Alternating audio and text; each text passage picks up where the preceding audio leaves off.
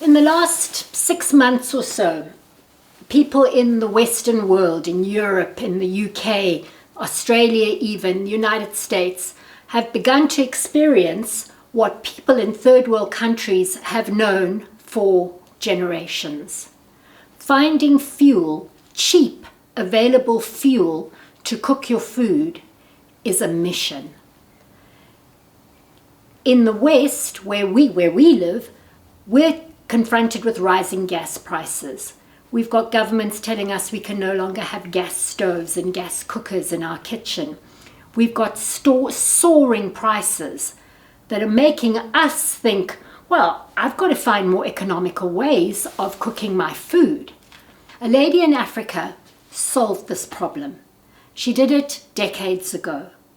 She saw the plight of women in Africa who spend 90% of their day either gathering firewood or gathering water, which they then put on their heads, great big buckets of water or huge cords of wood on their heads, which they carry back to their families to cook at night. All their time was taken up in these menial chores. She came up with a solution to change all that. It's called a Wonderbag. What this is, it's material sewn together with those white little polystyrene balls. Fantastic for insulation. And the idea behind a Wonderbag is very simple. You bring whatever you're cooking to the boil and you let it boil, depending on the density of the food, you let it boil for a period of time. For what we're going to do today, which is a roast chicken, I kid you not, I'm going to let this chicken simmer on my stove for 20 minutes. I will then put it into my Wonderbag. It will all be revealed as you watch the video, and it will cook away from any gas source, any form of electricity. I could stick it under my bed and it will continue cooking. And at the end of the day, when I come and want to have my supper tonight, I will have a fully roasted chicken. Watch along as I show you how this is done. If you don't have any kind of oven in your four-wheel drive or in your camper, the Wonderbag is your solution. You can prep a meal in the morning when you get up using your gas cooker, your butane stove, whatever it is that you cook on normally. You could even do it on a fire. Get it into your Wonderbag. Come nighttime, when you arrive at your destination, you've got a fully prepared meal. So when the guys are boasting about their roast legs of lamb that they're taking out of their Travel Buddy ovens, you can say, ha, I've got this. The first thing to do is to season your chicken the way you normally would. I'm going to stuff the underside of the skin with a herb butter. I've chopped up some fresh herbs, some thyme, some oregano, a variety of fresh herbs that I'm going to stuff under the skin. I browned that side of the chicken for probably 4 minutes. I've now turned it over to get some color, that lovely roasted color on the other side of the bird, on the breast side of the bird. Beautiful. The next thing you do,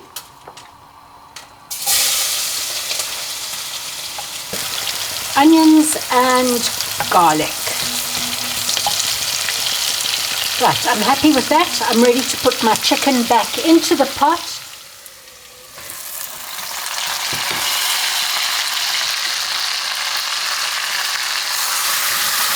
I've added a tin of diced tomatoes, which I would do if I was at home and I was taking the tomatoes out of my food storage. I would have these tomatoes available.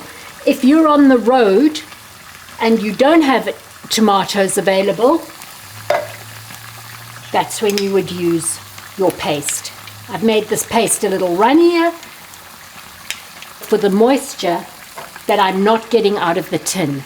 you would further have to compensate by adding more stock. The lid is on. It's now going to boil. It's going to come to a fast rolling boil. You're then going to turn it down and let it simmer for 15 minutes.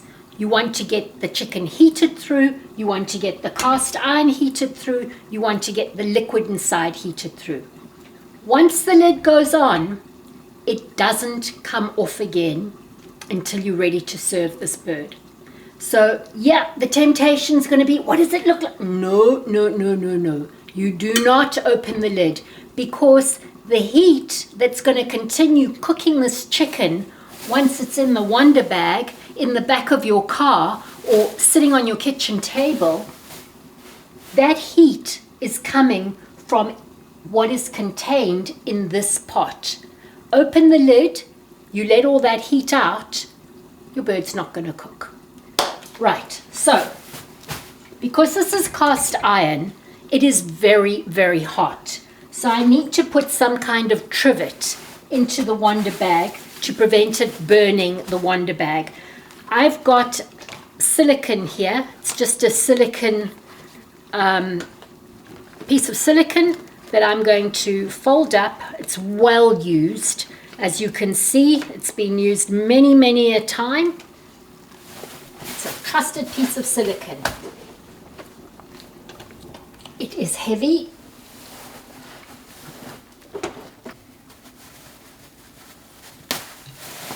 We want to close it up.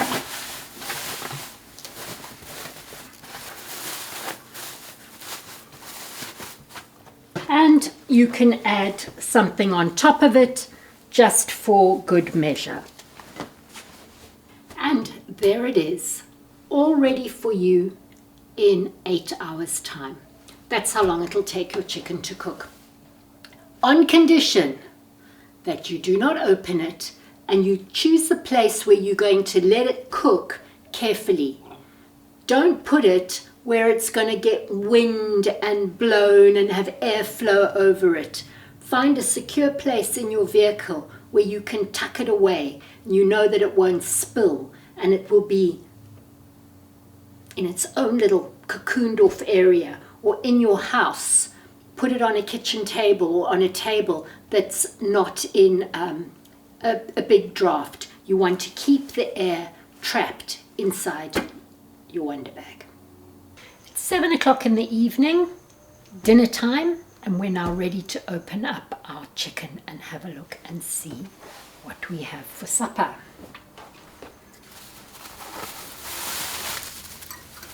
That is hot.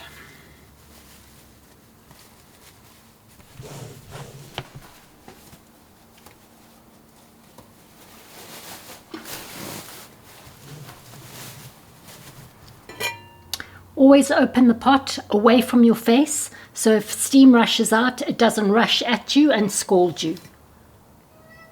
And here is our chicken. That is cooked. The meat is coming away from the bone. It looks tender. It looks perfect.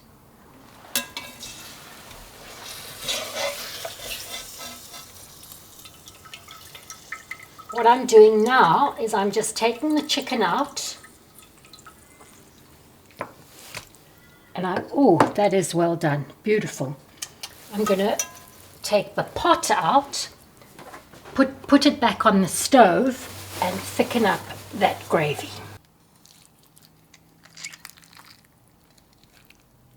This is beautifully cooked. And there is your roast chicken. That is tender and juicy, and it's not boiled, even though it was boiled. How's that? A roast chicken in a Wonderbag.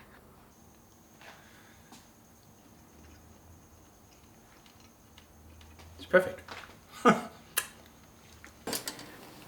You still have the sauce that you cooked it in the pot, left over in the pot. You can thicken that up with a little bit of flour and water. You'll have to put it back on the stove to heat it through to cook the flour, but that way you can make yourself a little bit of gravy if you want to have gravy with your roast chicken. Now Andrew and I are going to have dinner.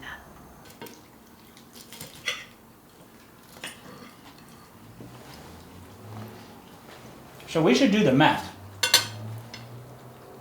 If you had cooked it on the stove, right through, how many minutes? Because in the end it was 20 minutes on the boil, wasn't it? Not 30, it was 20. But if I was doing a roast chicken, I wouldn't cook it on the stove. I'd cook it in the oven.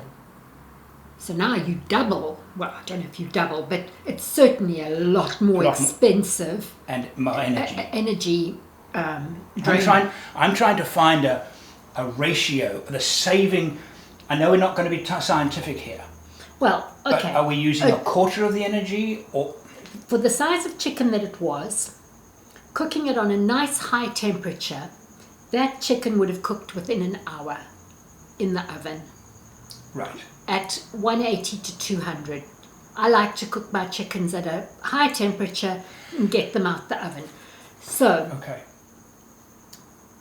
We took that hour at 180 in the oven, chowing down on electricity, and we put it on the stove for 20 minutes. Well, we had to take into account we browned it. So there was 5 minutes for browning. That didn't take longer than 5 minutes both sides. Yeah. So call it 25 minutes. Okay. Even if it was half an hour. It's still considerably less. It's still considerably less. Yes. Because you're using gas as opposed to electricity. But it depends on your one's appliance. Yes. You're probably, my guess, I would say, saving maybe as much as 75% of the energy costs in cooking this bird. It might be as much as 70%. The woman who invented this, I forget her name. I will get her name and I will put it on the screen, or Andrew will when he edits it. She knew a gogo, a grandmother in South Africa, who was looking after 9 orphans. And her aim was that these kids should go to school. But they couldn't go to school. They could never go to school because the way that the gogo looked after them was she made food for other people and sold it. And there was just no money. By the time the kids had spent all day gathering firewood and bringing the firewood home, and the gogo using all that firewood to cook a little bit of food to sell, they were on a hiding to nothing. Yes. So anyway, this lady got the idea of the Wonderbag, and she went and trialed it. She went and stayed in the shack with Gogo and these kids, and she showed her how to use it. And the Gogo cottoned on very, very quickly. Within a couple of months, those kids were in school full-time. The Gogo, the firewood that she would use for a week, for a day, now lasted her a week. And she was able to make and sell so much more food.